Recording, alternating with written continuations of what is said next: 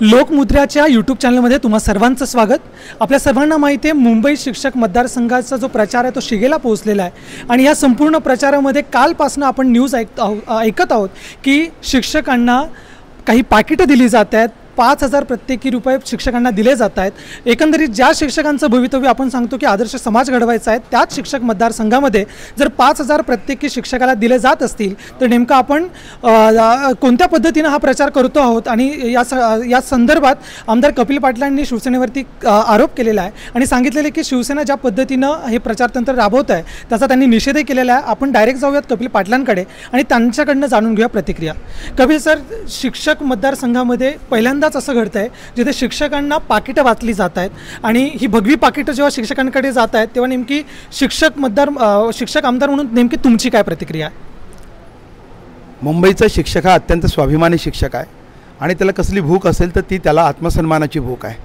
त्यामुळे घरी कोणी 5,000 रुपयाची पाकिटं नेऊन दिल्याने त्यांना मतं मिळत असतील असा जर शिवसेनाचा किंवा शिवसेनेच्या उमेदवाराचा किंवा शिवसेना नेत्याचा भ्रम असेल तर तो चुकीचा आहे।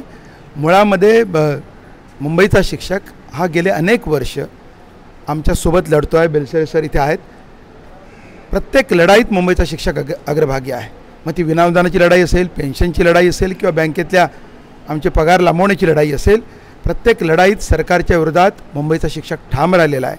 ही गोष्ट खरी आहे की कालपासून मला असंख्य शिक्षकांचे फोन येत आहेत, सर आमच्या घरी उमेदवार पैसे पाठवत आहेत आणि फोन करत आहेत, बंगल्यावरती बोलावत आहेत, शाखेवरती बोलावत आहेत, आम्ही काय करायचं? पण शिक्षकांनी परस्पर त्यांना उत्तर दिलेलं आहे की हे चालणार नाही आणि मी होऊ देणार नाही। मला माहीत नाही शिवसेना नेत्यांचा या प्रकाराला काही समर्थन आहे की नाही, पाठिंबा आहे की नाही, पण नसेल तर त्यांनी हे अडवलं पाहिजे आणि जर ते अडवत नसतील तर त्यांची मूकसंमती आहे हे निश्चित। अगदी बरोबर। जेव्हा शिक्षकांचे पगार लांबणीवर पडत होते आणि ज्यावेळेस हीच शिवसेना ज्यावेळेस सत्तेत होती तेव्हा त्यांनी या संदर्भात काही तुम्हाला मदत केली होती की बघा नाही?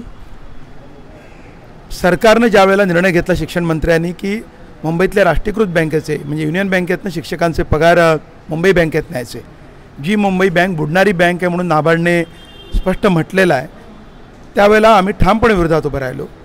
संबंध मुंबईतल्या शिक्षकांमध्ये असंतोष निर्माण झाला, परंतु या निर्णयाच्या विरोधात शिवसेनेने ब्रसुद्धा काढला नाही, उलट समर्थन केलं। कारण शिवसेनेचे 4 डायरेक्टर मुंबई बँकेवर आहेत आणि ती बँक बुडते आहे तर सगळ्यांना माहीत आहे। नाबार्डने म्हटलं की कधी बुडू शकेल ही बँक। अशा हाय रिस्क बँकमध्ये शिक्षकांचे पगार नेणं म्हणजे शिक्षकांना जोखमीत टाकणं हे का तुम्ही करत होतात? तर ती बँक वाचवण्याचा त्यांचा प्रयत्न होता, पण आम्ही आमचे पगार का जोखमीत टाकायचे? आमचे पगार ही मेहनतीचे पगार आहेत, हे काही लुबाडणुकीचे नाही आहेत, कुठल्या भ्रष्टाचारातून शिक्षकांना मिळालेले पैसे नाही आहेत आणि ते राष्ट्रीयकृत बँकेतच राहिले पाहिजेत। यासाठी शिक्षकांनी म्हणजे बेलसरे सर, सुभाष मोरे आणि पदवीधर मतदारसंघात आपले जे उमेदवार आहे जालिंदर सरोदे हे हायकोर्टात गेले। हायकोर्टात 6 महिने लढाई चालली, हायकोर्टानं आमच्या बाजूने निर्णय दिला, शिक्षकांच्या बाजूने निर्णय दिला। मग हे सुप्रीम कोर्टात सरकार गेलं, पण सुप्रीम कोर्टानं एका दिवसात त्यानं चपराक मारली आणि सांगितलं की अशा हाय रिस्क बँकेत, जोखीम बऱ्या बँकेमध्ये शिक्षकांचे पगार ठेवता येणार नाहीत, ते राष्ट्रीयकृत बँकेत असले पाहिजेत। शिवसेना गप्प बसली। आता तुम्ही पैसे वाटताय, पण मुंबईमधल्या ज्या प्राथमिक शाळा आहेत, 70 प्राथमिक शाळा आहेत, त्या शाळांना तुम्ही अनुदान 1 रुपया द्यायला तयार नाही आहेत। आता त्यांची आठवण आली तुम्हाला, पैसे वाटायला तुमच्याकडे पैसे आहेत उद्याचं मत घेण्यासाठी आणि त्या प्राथमिक शाळांना अनुदान द्यायला तुमच्याकडे पैसे नाहीत। महापालिकेच्या शाळा ओस पडलेल्या आहेत, भरती नाही आहे, तिथं मुलं काय येत नाहीत कारण तुमच्यावरचा विश्वास नाही आहे आणि आता तुम्हाला मतं हवीत। आतापर्यंत म्हणजे मला आश्चर्य वाटलं, खुद्द शिवसेना प्रमुखांनी भाषणात असं सांगावं की म्हणजे पक्षप्रमुखांनी की आम्ही आजपर्यंत लक्ष घातलं नाही, लक्ष घालावं। माझं म्हणत तुम्ही लक्ष घालणार असाल तर नीट घाला ना। तुमचे उमेदवार पैसे वाटत असतील तर तुम्हाला मान्य आहे की नाही तुम्ही सांगितलं पाहिजे आणि मला असं वाटतं की त्यांना ते मान्य नसेल तर त्याने अडवलं पाहिजे। अगदी बरोबर। जे शिक्षक आपल्या विद्यार्थ्यांना आदर्श लोकशाहीचे धडे देत असतात त्याच शिक्षक मतदारसंघात शिवसेनासारखा पक्ष जर अशी अरेरावी करत असेल आणि लोकशाहीचे धिंदवडे काढत असेल तर नक्कीच लज्जास्पद गोष्ट आहे। आपल्यासोबत शिक्षक भारतीचे अशोक बेलसरे सर आहेत। मी अशोक बेलसरे सरांना विचारतोय, सर नेमकी तुमची प्रतिक्रिया याबद्दल काय? एक शिक्षक संघटनेचे तुम्ही पदाधिकारी म्हणून।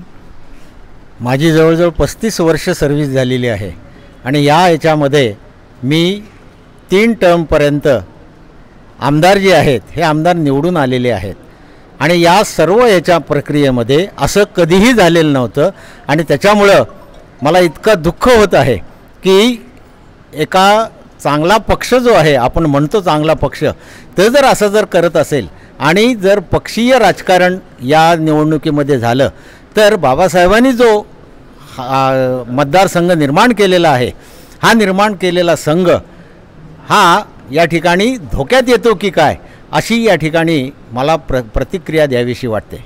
आपण दोन्ही प्रतिक्रिया बघितलेली आहे. ही निवडणूक जी आहे ती आदर्शच निवडणूक झाली पाहिजे आणि सामदाम दंडभेद अशा सगळ्या गोष्टींना थारा देऊ नये अशीच या दोन्हीही कपिल पाटील आणि बेलसरे सरांनी आशा व्यक्त केलेली आहे. आता बघण्यासारखी असेल, उत्सुकता असेल की नेमकी 25 तारखेला मतदान काय होतं आणि 28ला निकाल काय लागतात याची. थँक्यू.